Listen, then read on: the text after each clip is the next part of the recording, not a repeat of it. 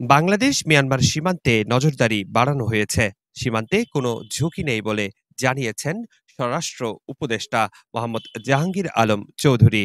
Ukhia battalion station সদর দপ্তর, guard police battalion, K9 unit and training সেন্টারের পতাকা উত্তোলন অনুষ্ঠানে প্রধান অতিথি হিসেবে যোগ দিয়ে তিনি একথা বলেন। সীমান্ত এখন যে অবস্থায় আছে একেবারে পুরানো নিরাপদ, এখানে কোনো সমস্যা নাই। তো আপনি এটা যেটা বললেন যে প্রায় ৬০,০০০-এর মতো কিন্তু রোহিঙ্গা আমাদের দেশে প্রবেশ করে গেছে। এটা তো কতগুলি মানবিক কারণে অনেক সময় পারা যায় না যে বিদেশিদের একটা প্রেশারও থাকে যারা আসছে তাদের আপনি না পাঠানোর জন্য। বাট বর্ডার নিরাপদ, বর্ডারে কোনো এখন আপাতত কোনো সমস্যা নাই। দুই একটা ছোটখাটো সমস্যা তো সব জায়গায় সব সময় থাকে।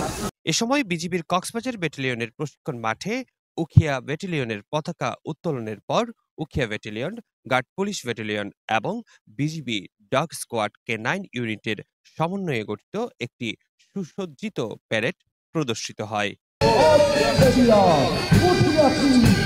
পরে সাংবাদিকদের স্বরাষ্ট্র উপদেষ্টা বলেন, বিগত কয়েক বছরে মিয়ানমারের অভ্যন্তরে চলমান সংঘাতের জেরে বাংলাদেশ মিয়ানমার সীমান্তে নিরাপত্তা জোরদার করা হয়েছে।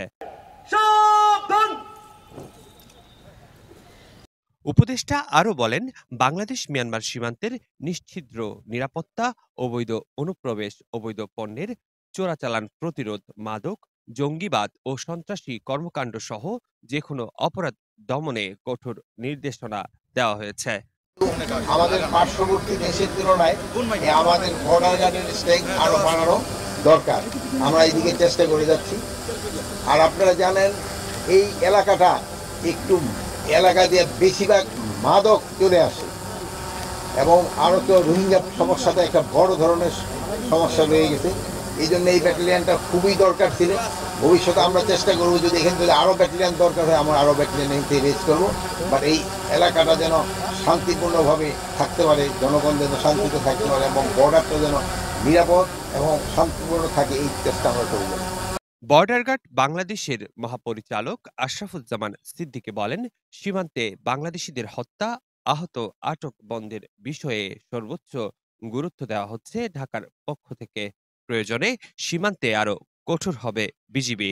বিএসএফ এর সদর দপ্তর থেকে শুরু করে যেই জায়গায় এই হত্যাটা হলো, সর্ব জায়গায় আমরা অত্যন্ত জোরালো প্রতিবাদ জানিয়েছি এবং এটা এই কনফারেন্সের পরেই কিছুদিন মনের মধ্যেই এই জিনিসটা অনাকাঙ্ক্ষিত বা দুঃখজনক হলেও আপনারা হয়তো জানেন যে সীমান্ত হত্যা যে এটি আসলে শূন্য লাইন থেকে ভারতের অভ্যন্তরে।